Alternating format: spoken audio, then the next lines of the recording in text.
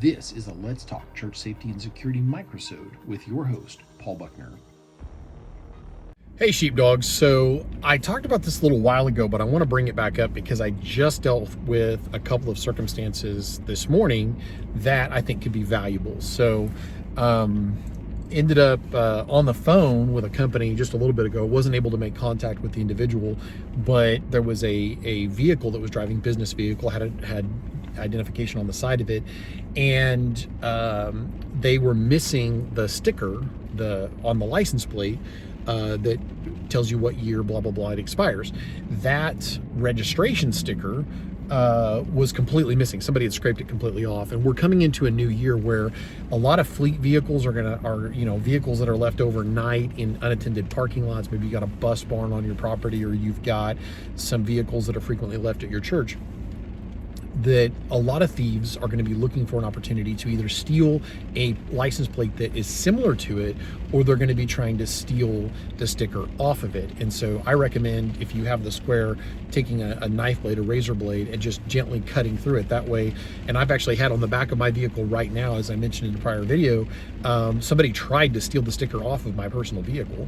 And so number one, putting horizontal slashes through it, not it's just very minor razor blade thin cuts that you're making, that they don't damage it at all, but they prevent it from being stolen. Number one. Number two, dealt with a car thief today where a guy had stolen a vehicle. And I want to go back to license plates for a minute before I talk about the car thief, but the end result of that being that I think we're going to see an uptick in the first few months of 2024 in the theft of like fleet vehicle plates. So if you have a Christian school and you have plates that belong to that are, they're custom plates and they're registered to that fleet, or if you've got some type of an entity, your church has that kind of thing, being able to steal something like that, some of those don't come back to a specific vehicle. And some do, some don't. Depends on the state, depends on how it's set up. But those kinds of things to disappear and then magically appear on some knucklehead's Durango or something, it's unfortunately something that I think we're going to see a spike in the first few months of 2024. In my state, we're getting rid of the gold stickers, and we're going to red. We're going to red now, I think. I have to stop and think about it. And but anyway, and I'm actually going to have to renew my plates this month on my POV, my personally owned vehicle. So just something to think about. And then going back to, I made a couple of posts about it, about taking anti-theft screws and putting them in your vehicle.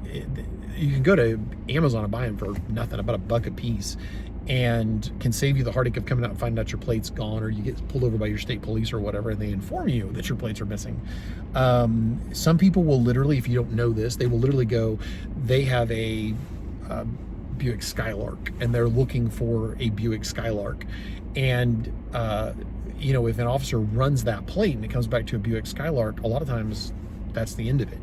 So if they don't have them pulled over for something else, if they run them, they're going to do a traffic stop. If the vehicle comes back to a similar Buick Skylark, there's been times we've dealt with them where, it comes back to there's a Jeep Rubicon I'm looking at. It comes back to a red in color Jeep Rubicon, but it's on a black in color Jeep Rubicon. Well, people repaint their vehicles, so you're not thinking about it that much. If you've got suspicion, you've already got somebody stopped, you can go up and run their VIN or something. But we've gotten vehicles back that way.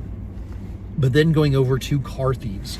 So a vehicle was stolen from a large parking lot of a business that left the keys in a brand new pickup, is my understanding. And so we were able to get the vehicle back this morning and clap the guy in irons, and away to jail he goes. But it was one of those things that, it wouldn't have been anywhere near as easy for him to do if the keys had not been in the vehicle. And it's just one of those things that I don't know how many times I've talked to churches that they keep the key in the visor. They, they put it under the mat. They don't lock the vehicle. It's a great way to come back and find a homeless person, or maybe a very dangerous person, regardless, sleeping in your church bus or van. That's happened to several churches that I've worked with over the years. So it's just something to think about, is making sure that those things are securely locked. A lot of churches will have a lock box that's a combination to get into it or whatever, and they'll go into a volunteer room, and there's a lock box and it's got the keys to everything in it. And we did that at the church that I was at for about 25 years. We did that to where myself and a couple of members of leadership had keys to it.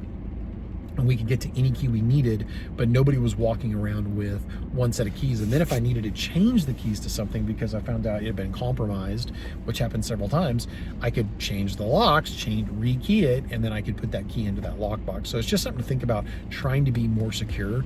A couple of years ago, we actually lost a suspect at the end of a pursuit. It actually came out of Arkansas into Missouri, and we were out hunting him. It was back when I was just a chaplain, and I was just kind of watching the officers back as they were doing a literally on the ground manhunt for this guy.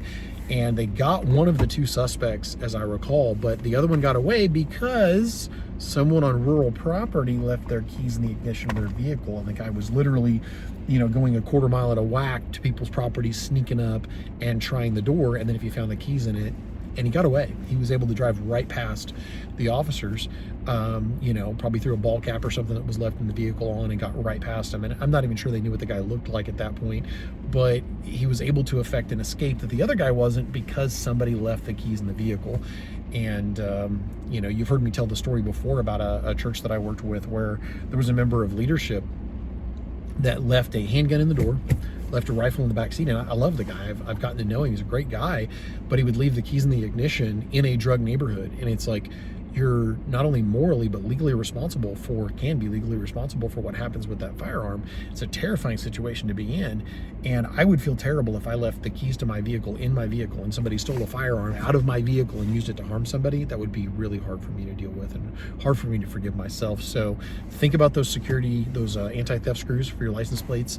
Think about putting the little lacerations, little tiny razor blade lacerations through your registration sticker. And then very much, it's just something to talk about and to think about.